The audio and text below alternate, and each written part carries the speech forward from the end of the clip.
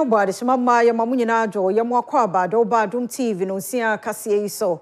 And you rain somewhere see in a brasson, so TB, Adom TV, Cassie, and some of those on the Tojo Mubia, Obetini. President Edda Ghana Registered Nurses and Midwives Association and no perpetual for Ampofo, say when she won fair wages and salaries commission, any Ministry of Finance, she yenti, one much here to a one adrim pobia one boy, you know, one much in the ascensing. Ashaya, a share energy and green transition, so a share animals that will be and share who do be more. I can't yen my hodeno home, Sabaya doom so be Emma. A drop 4 year, one more sentimental moon so and a nay, a far fuel levy, a day akaka home. A which I deba one sunti, and ne lorry fair no near dear what to move. Some same way, a dear pomode back home. A dear dready dear beba, a good dear mon, some will be my so any dear. Yakan boom bros Adom TV Cassia will share live on Facebook / Adom TV Extra Go TV at 119 DSTV ya 280 ko YouTuber search Adom TV Tube na kwa Adom online.com semini sembibre ewo ho Majoy Trish on tadi ba ku ne media fia amankwa tamaklo yada se afia ni dem yente se den semni chemu ankasa etie President Ede Ghana Registered Nurses and Midwives Association ye perpetual for Ampofo and a woman fair wages and salaries commission penny for any Ministry of Finance share more madrin near Mahodo.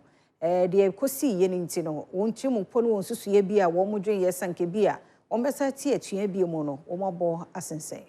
Perpetual Ampofo, a president, our Ghana Registered Nurses and Midwives Association, no.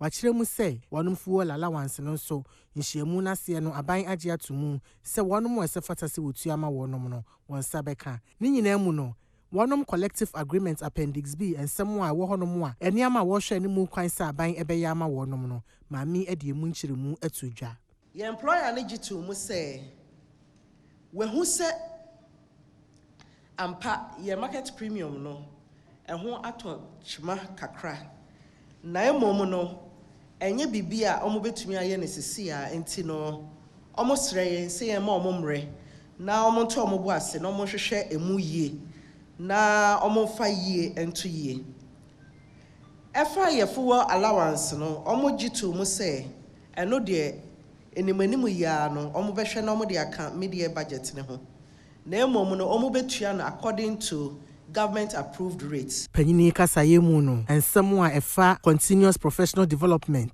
ene nhyehyɛ afoforo a wonom ehwɛ ne mu kwan sa aban ene wonom bɛyɛ sɛ de bɛyɛ a anesefo benya somdwie ede aye wonom adwuma no wakyerɛ nhyehyɛ a nhyiamu na se no wonom agitu mu ya wonom nyina ehunu ne sɛ so wɔyɛ ne sa ɛbɛboa ama watumi aye wonom adwuma ne yi. National Council no toato adwen no National Council no agye atum sɛ ensem na etwetwere yebo a ye ka say ye betetua se neoma anko ye no bebi a ye do no ya twe bibia asan ama ye hwe enim se employer na neoma na aka ye wo se omo ye no omo be hwe enim na omo ye aso ye share energy and green transition so se wo mu so ye nhyehyɛ ahodo pa ye beboa na de bia no me yenkodum so mu biemo emunsem ene accountability series aban eye no enei ene dru asoye hwe enamahoden eho nsem so na bra asoafo a wo hwe energy and green transition so John Abdullahi Jinapo kasa wodwumade na se no ene woda na die se aban ede nhyehyeye bia ba ebe hwe se de be ya kwansidie bia ema enamahoden enyina so no eba be ye free honomo. We identified most of these defective equipment and lines and have been working on them aggressively. And I want to commend ECG under the leadership of Engineer Pepena for the tremendous work they've done so far. They've constituted 4 gangs alone for Accra, working on a 24-hour shift in line with the President's vision. And when we identify a problem, they're swiftly moving to address those challenges. To add to that, they've procured about 200 new critical transformers to beef up the distribution system to ensure that we reduce the outages. Washabose aban ayekrado so wadin hihye bebrebe gu akwan mu se de be ya ebeboa amanyina mahode ho nsem wo man mu no akonkan na afesika amanfo betu de apanyina mahode no so wehu so emfaso.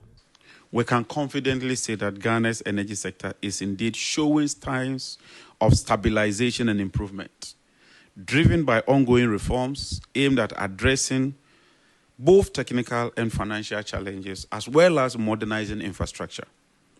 The persistent and erratic power outages that had plagued the country when we assumed office during the beginning of the year has witnessed a remarkable improvement and reliable supply of power. And you can attest to the fact that we are now experiencing reliable, uninterruptible supply of power. Ya make say woko bia yeton fango no a ebo no akọ esro a nei eye petrol no 12 cedi 88 pesos na diesel so ye 14.38 eye liter no sa na yeton no nso enem bia na ewo ho no na nka fuel no nka ye 10 cedi ene peso bia gugu so na executive secretary de ma Chamber of Petroleum Consumers eye dankana mu ana echechire mu the entire ye fuel bono ebiabeka ho. Abeto Joseph Fango ebo ekosro aproba me boy eko filling stations ahodo no na ye no kre na sese Fango bo ejina eye 12.88 Ghana cedis eye petrol ye hwe diesel susu a price no eye 14.38 Ghana cedis eye liter na wo de toto eye emere bia etwemu a Yesha na kaneno eye petrol bo no na ye 10.99 eye Ghana cedis eye liter baako yehwe diesel so a na ye 12.99 liter abra Adom news eti se Fango bo ekosro no ye ni general secretary Emma Kopek dankanamo a ekotwetwe nkomo bisa se Fango ekosro yi eye den ana amana koba na odi tuyenim se eye 1 Ghana cedis levia aban no ede ato eye 1 liter bia so odriver ni koto Fango a obetua no eno na amano ayeden ekosro wasan so de ato eye pump stations awodo se womo Fango a womo eton no womo hwe se womo a womo joso no no womo ebetwe omo ede afiri se 1 cedi no ama nanka de ekire window we aye womo ne petrol bo esi form $24 a metric ton. Bear 2 or 3% in petrol ebesi form. Diesel ekosro almost the same margin. Intiano so bear 2 or 3% ka diesel be kosro. LPG nso si form bear 1%. Inti plus or minus enka sa window we ka yebenya the friend is there cross pricing. Because petrol esi form diesel kosro no. Normally, some person mobile how systems and they just leave the two as they are because auto petrol no be ejina no obenya kakra also obeboka or diesel no but obewie na a net of maybe 10 liters now ma 8 liters 9 liters oh habe medin at the prince owusu esiedu Adom news ansem we mo no yemkwa santimantem adroba fon so ache wonu madwene ewo ho Ohanchichimu edu a wode ato eye Fango ebo so ewo maye mu eka ho bi ema Adom kase etisi montin so ewa santimantem a woni adrava fo bi numa otwika kwamiamia bebre ebo ho nkomo na wochire mu se sa eto a wonum ekoto eye diesel na se petrol a 1 Ghana cedi bia eda liter ba ko so no wonum sere aban se nkebe ya wonye bibi emfa enye sa won be demonstration no kra edanche a senti adue no wonum ebetum woni Adom kase ebo ho nkomo sei no so di bia be kan dia esi etuma ekot bebi a na first ne agye no enye sa emoaye ese beginning no yete so no obi no wote ne no ma so spare parts no ma bebre no ayate so enti area sam se o me yatum command kwampo bien start na case kan yentum ana baboaye dia wade abane die se me kase eya na mitwanto o se enye adabafo nko na ye Ghana fo a ye adwuma Mahama, yes, sir, ya papa no. Edia yes, sir, kasa. Dia wodi bana dia enye adwuma. Onse enye saa dia. You know matumu no. Tax no, any fuel no, ante so. Onse enye saa dia. Short ne dia ye nyai. Ya bebo. Debi ya tuma. Yes, we have see about Brazil. Catch the mama say. The price say increment of the abano. E bi siga na da. So to 1 gallon of diesel. Now what you force the future business. E bi siga. E to no reversing and manum ya. Yes, a bad demonstration. Sit down strike. Ye nyajuma. Ye ba trase. No me the Lexus, Land Cruisers. No me the nyajuma. Aka say region one na boa. Ye nyi ho ba kokora. Nje say aban so ba ye ho bibia maye. So anya ho bibia maye na be sa to lo fe nim. Because oba no so petrol so. Petrol do ate so normal. Onti big food so. Oil on tail so. Big band on tail so. Onti bibia so. Perform say petrol no was so ate so kakra. Ba say petrol was so kakra. No say one city petrol rate bia so ye de na nya adwene. Kakeku abrantie amanebo. Sentimentum. Egusoa ya wofango ne ho ensemo no na Chamber of Petroleum Consumers na enei wonso kasei wotra ban na sanke be ya Unified Petroleum Price Fund no nka ban no sanhwe so biom se be ya se fango buo no de buo no enkrade ene asante ene amantam nka ni nyina be epe ne momanya se enkrade nko na ba bi nso de enko petrol offer their friend is a price build up PBU no to be so M1 and yes sustainable at this point. You can't defend, you can't justify. Men can't de-levy now about 1 cedi no, but they never heard that no cry no. To only be the that's why unye nyam fast wo bia wo so nso yetua. Ba ko your friend is a UPPF, Unified Petroleum Price Fund. Ye the tua transporters are almost petrol across Ghana, ye the tua omoka. Almost car editor omoka 45 pesos. And so sa eto no enyini akodru 90 pesos. Ye de sika hye mu a boso me beso no na ankora bi chedi. Nti meka ato ho. Ye ma ye ni ko ho no mu a we can be able to reduce or remove those sika na de ahye ho ye tena MP ne ye de bi ahye ha no ne ya adjust no ye betimi ayi bi afiri ho. Se ye nyi mfiri ho a yemfa sa esika no emeso energy sector no asene sebe ya 1 cedi no ochina ye da sorry na international market ekosoro na petrol na ekosoro a aban ne betie na sopamu no wayi afiri ho na enkoba ne se sutromi no egu petrol no so some of old taxes ne bi ho no mo a ye yi firi ho ye no ye nyi there's a new tax ne abeja ye no so Utira anye ye na cedi ne depreciate na world market kosoro a na yesi yense ntue ne nyina that will be too much. Enti wasansem yi mo no ekokuma wo mra hwebedwafie mu se ne de abanfa wo mo bo mre won fi se beto odwa se wo ha mu nchemu du ye de beka ho no so afọ hwe sikasem so ka se nya sa na tie enso enei na aba beka ho enti de ekokuma wo mra hwebedwafie mu ekeni Don kume on ma shebedwa mu akire mu se de 1 Ghana cedi a wode to fango so e ba ya wo ka ho asem se e ma fango bo akosoro nanso wonu ma no odom kese na fa anyi wonu mu ani no sese wonu mo bo ene da ho no. So I think the first thing to note today is that the warnings that we gave from the minority caucus have today unfortunately seen the light of day.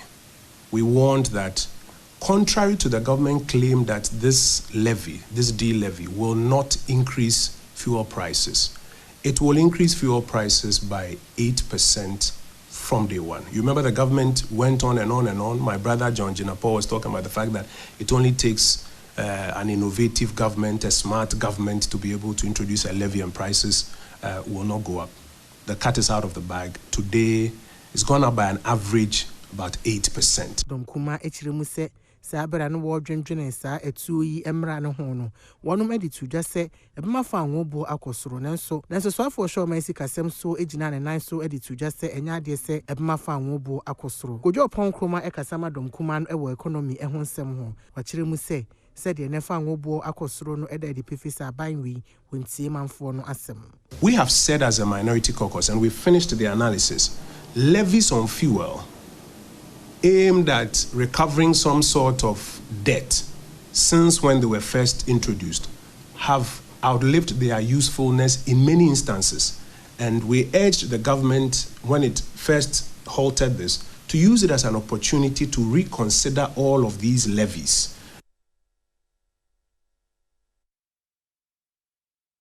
Adom TV kasia na ogusoshen wadaroma yankomra de ohodo osiyeba yebetwaso.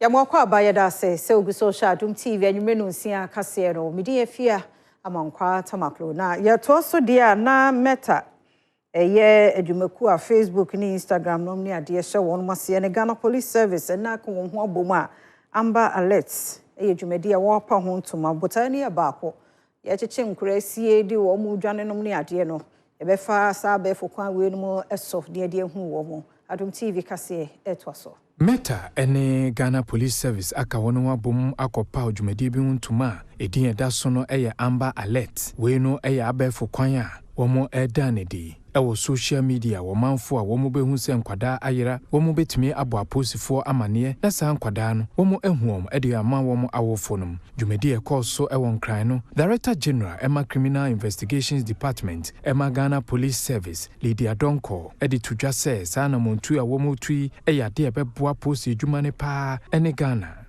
But let me be clear, the effectiveness of this system will not be left to the police alone. It will need the active cooperation of every one of us, parents, guardians, community leaders, the media, and the public at large. We all must constantly be on the lookout, be reactive and dedicated to our children's safety. Meta Platforms Vice President Public Policy Africa and Middle East and Nkru ahodo bimu Kojo Boachi edi tudwa se enhihye a womo di go akwam eyade a womo ede boama nkwada a womo yira no awofonum behuom na womo ani age. Here today to launch Amber Alerts. Ghana becomes the 5th country in Africa and the 36th country in the world to see this particular tool that's rolled out on Instagram, Facebook and Messenger rolled out, and actually, it's the first time we'll see it on Messenger. The key to Amber Alerts is to save and protect missing children. In those golden moments when they go missing, you'll be able to send alerts on any of Meta's platforms, of those 3 platforms I mentioned. Again, Facebook, Instagram, and Messenger, to alert people within a 100-mile radius of where that child goes missing. And hopefully, as a community of Ghanaians, nationwide, wherever you are within that radius, you will be able to search and look for those children as well. Yentwansam no eso ne ba galamse a eyokon kase pa ye do men ya beti so yina ya pese kambom ne yi no free honom na Ghana National Association of Small Scale Miners na nei wonoma sorry waka no kirese nipakuo bia ye wo mo ho task force bi nso womunya task force bia na woni aposifo bi ye niema bi ensem fata etieti a wonmo fa hodie so nti wonmo asori wondu aso dendendene so mbekun atia sa suban no na galamse de edi awusa niema fie bi atwam okura ne nku ahodo bi sori ye se wosa ban na ete so sa bre no declare state of emergency na nei Ghana Mampeni John Dramani Mahama declare sa de no de ekeka kono de o si nyina yekun esori tia sa subano na yenko na yenhwe se de sansem no eno so eti ewo emu yenko ahodo awon mu sorry eti ayenti fight against galamsey ya ye declare no se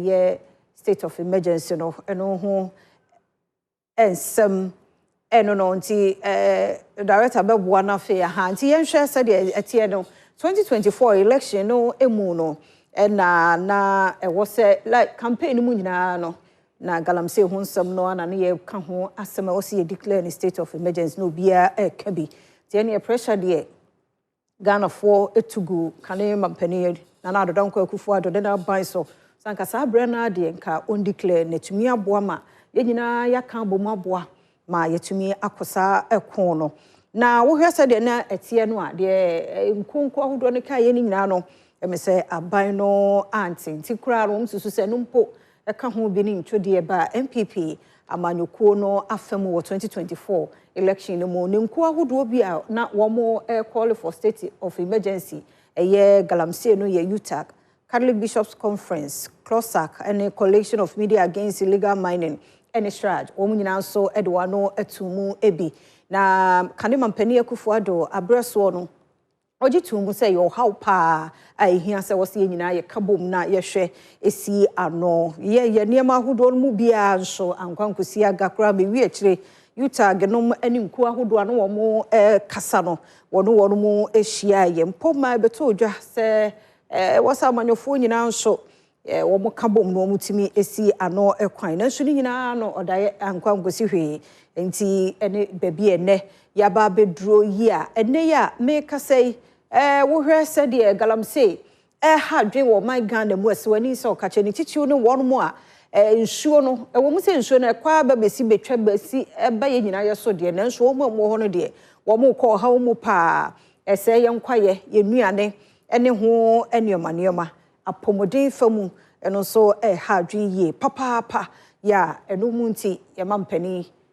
John Dramani Mahama nei wodin sama hudo bi ato edwa afa eho se eni kwan se ye nipakuo bi nko a na betumi akasa afa ho na mmom wo so mamu ni nyina ye sorry na ye kutia sa suban no nti eno no de besi wo kire bia no ye de sansem no ebebro mayento so na ye monwura ye nsam fofo mu na eye founder ya wono eda Ghana Legal Information Institute ano ye obi amwa na wahunu ne se ajajefo no dodo no na emre bi ohono mu ajagitum e wo mrahye bedwafie no mu a ya na wo munyanti yenti ekoba se wo mu du ndwuma ne be wie kire no na nya sunsunsanso enu tini kuo ya abeya odentiti ya hodo ebema ajajefo wo sa kwan ne so Adom TV kase etwaso Ghana Legal Information Institute wonya wo mo adefri GIZ ene enkufuko bia wono mo South Africa mine mu ene di workshop bia hyehyɛ so a wato ne din say Sustainable Public Access to Law in Ghana Jumedina Seno founder the Ghana Legal Information Institute obi amwa edi to just say empempi no emra bebre wo ho a emra bedwafo ede wono mo nsa ehyase ne nso nya de say atemofo enimu ne senti no etomre bia ana ma adwuma no ayedin nanso ni wono mo ede ne nyina agu abefo kwanso a found bibia obi wono ne sabetumi akabi na wono mo edi wonjuma so be obetuma ko court kra na obe court mra bi no e bia judge no kra mra no hu se aba Supreme Court ankasa your case bia Supreme Court ankasa di e to ma ye ka sa mra no no mo sa mra no o mo nya sure se wo ho nanso na parliament pass sa mra no se si e ka say judicial service omuni ya shishemra information bi omobia ultimately mine here to platforms so obia timi ko hwebi NGO bia kapre First Deputy Speaker Obrashe Bedwafi Bernard Hianfo obi pie dwumadi no ase enso den sim sei ene tudwa. As our nation moves deeper into the digital age, the world around us continues to change rapidly. Parliament itself has embraced digital transformation from e-petition that connects citizens directly with legislators to the digitalization of our historic Hansas, making it possible for every Ghanaian to explore how past parliaments have shaped our nation. Ejabi eto Madina Ridge Junction ma ewi achire ejapadia se no sewani enso kache na ebi eyenua ene nkrofo da papa bi na regional director Nadmo Dennis Nati na ne Adom kase edi nkoma wo chire mu se wona ekwa ahoyehia mu ne de wapa ba bi de wono mo egu Adom TV kase etwaso yi so sha sisi a dan bo na yedin na yenuanim mo ha yi enye omo pese ankombetena ha bebre ho a edwumanti na de omo ban kran na omo abepe so obehwa is in cubicles. But advice you buy around by educate you, especially their wiring system and gas. It's out here, obia the gas na yeduane. What happened here? You didn't fire service for reports. Nema omu share omunya and say no be yeduane. And I think say ujaz or kotobi bi kakraba. Oba na the gas no head and ashi abrusuna start jano. Unfortunately, it's over here in dying wa na obi our gas. Obia or gas cylinder room. And so imagine say over the weekend Obia filling the gas. You can imagine what will happen. And Usually when they are putting up such temporary structures now, we advise that they leave spaces in between. So we share in dying Akaya, Namia Domna space Kakra womb and Emma is stable here. We have over 400 people living over here, but because there was a little bit of space in between, Emma, Hano, Jana, and Koho. Adom TV kase na obi social ne enkomra pomodin yadwade ne nsem kaye no ye ba ye beto so. Ye mo kwa ba ye da se obi social Adom TV anwumre no nsia kase no ye hwe se de apomodin mu nsem no etie na ene delegation ya one mo efi Parliamentary Select Committee on Health ya one chairman Dr. Mark Kurt Nanwan edi one manimu no ebowra eye kwa one mo tena ye hokohye ono mo edo chitayama se de beye bebo ma adwuma na gina na so apomden famu no omo de beboa Mrashebedwafo won muka Parliamentary Select Committee on Health ho need won aprobo kopi mu ewo Koa Research and Manufacturing Limited Company won mu factory a ewo Abrasibu kwa mankese wo mensene mu mfimfi mantem no mu a won aprobo nyina na wode kwakwahwe kwan a adwumakuri efaso edi won dwuma edi bwahwese omamfo ewo Ghana ene wiasefa na nyina betumi enya apomodin pa na we ene nipa akwa committee yi ho Dr. Prince Ahin edeto Mrashebedwafo kwa committee yi mu nyina ene mu se adaruma proposal ahodo bi a Koa Research for de ba to nanim no entempa so wono musanko efiwa wono munhwe no ni wudwuma emfama wono mo nemwa e won dwumade mu. The time has come that we all have to believe in the mantra of research in this country. As a committee, we are ready to partner with you, work very hard with you to get this done for Ghana. And why shouldn't we have this on NHI so that we all can afford it? It is not on that list, drug list. It's expensive for now because so much money and fund has gone into it. We understand you. What if we partner you, get it onto the list? I can get it for those that are demanding from us. I'm very sure that you do have an on-site hospital for treatment, something of that sort. If you do, I think we should expand that and see how we can bring more people in here. CEO the Koa Research and Manufacturing Limited Company Professor Samuel Atadankana waji committee of also and so efasa konya so ya desert one no say already have this in the pipeline and we can easily do it and we'll be the first research institution to produce vaccine if you try us. We've done so before, we are doing it and it will not be so difficult to get there. And I believe that the phytopharma industry has very huge potentials. Young Hersade Edwediamo Nsem etie na SNIT 2025 breakfast Jumadi no akoso. Na mpanyinfo nyina ahia ya won dwendwen ye na nne ba bia ye dro no digital world mu ne wo nti won so be fasa kwan no eso na wo de edi won dwuma Adom TV kase etwaso. Social Security and National Insurance Trust, the Trinity Senate, I wonum afimpinu any dununum employers breakfast meeting. Na kebiomu fuo ene kwasia, wonum ekwadwendwene akwan pa obeboa ama pension scheme no. Etumi aye adwuma yie, dwumadi etia na eda so ene strengthening employer compliance for a sustainable pension scheme. Na Director General awada Senator no, Kwasia Frebining, akire mu se ehu hia pa. Se wonum edi abefu kwan so eye adwuma se de ebe ya ebeboa ama pension scheme no etumi agina ne nan so brane na wonum onu won ye adwuma no so manya so emfa so employees in hu se senate ye pese ye som na ye som mu ninti no se ye fa kwan bi so na ebema aye photocast ebe ka se convenient ama o se oni ebedi enkita ho eno ni ade a na eda ye nimpa Anopay say Yebeshia Ghana Employers Association, Yebeshia Employer Groups at Ghana, Yebeshia institutions or more employ Ghanaian workers. Near church services I work on our digital platforms. Bemano are comfortable and convenient for them, say, or mobile processing almost any contributions. See you awada Ghana Employers Association ano Alex Frimpong. Echiri mu se ehu behia se senetefo ebeyire nchirechire dwuma wo ye mu se de ebeya adwumayefo ene wonu afo adwuma nyina no ebehunu emfasode ene wonu asede a esese wo ye se beya pension scheme no de won hu ebehye yi. Contributors must know what is in it for them. You interact with a lot of workers who are contributing, but they don't understand how the contribution in the end would yield to their pension income. What is the format? What is the calculation? What is the end result? If I die early, what is in it for my survivors and all that? So I think it's very important that Senate intensify education in these areas.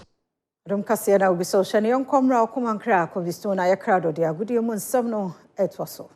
Abusame dase Jibrena agudie mu nsam enanwumre nkoma odo aboabo no nso memfe no so entoa so emao ma yemro mu kakra ewo omampani asoye enuada wo na probomu ena wode ebetu dwase ohwe mensin outdoor base ensia sabre omo any facilities no mekire omo a afi no mabeka eye edu no eho no ohwe nim se yebetimi esi agoprama outdoor na se modern one pa outdoor base ensia ede ama omsebe ya agudie no so ebefa na ntoma pefra. Under sports and recreation, modern sports stadia are to be built for the 6 new regions and other regions that do not have them. As I speak, the Minister of Sports and Recreation is overseeing the design of modern sports stadia for the 6 new regions and the regions that don't have them. And so Western North is going to receive a modern sports stadium. Etinese yedi echiripa osiadeyo His Excellency John Dramani Mahama ona wakano obeyo ya hwesede no so ebeko yewremo ewo wafu eye zombi championship no so no eguso ekoso ewo oman Ghana mo na ohwe sedende jumedi no ekoya na se the Black Satellite of Ghana echi omunuanom beninfo ebo mekaba ko a omantimi antie ehunfoni no senetie Chavanyon Miss Bow. This time around, can this be the love line? It's a goal!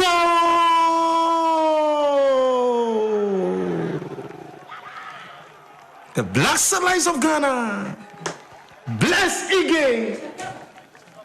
Bless Ige. Aziz Miss Bow. You can see that. Chavagnon Miss Bow. That was a penetrating pass. This is what in football we call defensive splitting pass. Yes.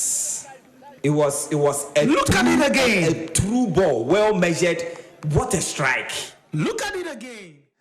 Engineer we said ya etie eno no hye so say Adom TV ya na ye de ehon komo nyina da ebro live game na ngasa ye de eno so ebro me nyina so emfansem no ensi na fei eye Mrs. Afia Amankwa Tamaklo onfa de aka so nto aso ma within the Cobblestone okomankra ba ko amaka ensiroja edura emyo no mere uno sheshe Kwaba yada se oguso sha Adom TV anwumre no nsia kase no medi Afia Amankwa Tamaklo yeto so na akromfo emfere ade mu ade nyame fie Symbols Yahweh International Church ye no ewo achina krom majeso mensimu asantemantem wo mo abawuram akowia nema kase no eto so mfo abone yo mo de chen atadwe akogbo awura mu ewo Yahweh International Church no ewo achina krom ewo asantemantem ha akowia asafunu mu eniema nyina amanabonu chemi se owia nyema beti se entwene sound systems gitai ene nyama foforo pi ena edekoye Adom kase no Reverend Richard Entwia no na eso peninda asafia no bon komo no wo kire se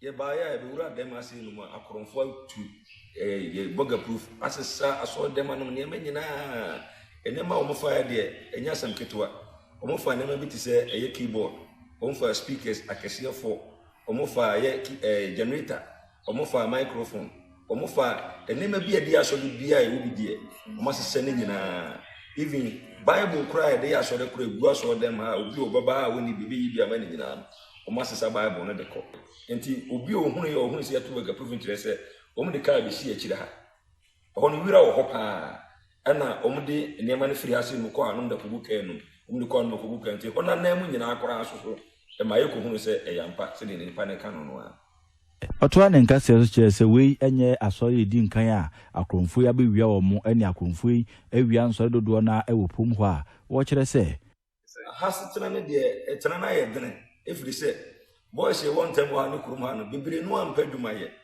enu nti amakoro no adoso e won tem ha ana afi so no enam se boys ni empa dwuma yi nti no wa de da ho a obetwa ho abekọ asaba no ma sa befa tinya hanko kora no de de so de bebre wo kroma ate no o ma wie o musa ya so de kura so foforo ayate ana mo asa be wie ne ma nyina ma sise bi etu ne ba bia ento kire eya police company fu nyina ne se eya chi na kurum ha ntam ha se ne de ehia bambo pa na se o ma mo bambo mu anyara ma yende a se de ne ma si koso ntam ha no ne enyan Yadu son ya hwenye ni wani jidi mo ensem na jomtuni Perez music na ene waka na kosamo no nyamenyum no wono mo eto yedie ne so emu attack no se wani nso kache de wo hu ne physical ne ne esie ewo honamu nyina wo change jumedie so wo Joy Prime and odin semi to dwa na no ansa no na kwasi oten so aba abeka ne de ono so wamfa na hogunu mu kura na wo sesa eniema eni kakra wo gospel no emu no ono so amfa ne bete ai no nyina so wono mo de ho nsem atu edwanti ode afutuo no kokobo na emema won ho se wono mo hwe na won ka won hu mom efise ko no enye nipa ko ti wo nkoso anyere won ho enyina no so Adom TV anime kase na ha na bema kwan na yede asie yada se omre ene adaje abribia no de mayen meda team no so ase adwuma so a won mo aye sanso na Majoy Trish won mo ntade kama ba kon so ehye media fia amankwa tamaklo so wo kwa koda ya kai fa pep student twitwusen na waba wo se ho ban afri kaka ene eno mo nka ho sare pache ne nkwa ho de wo ho a ebesehia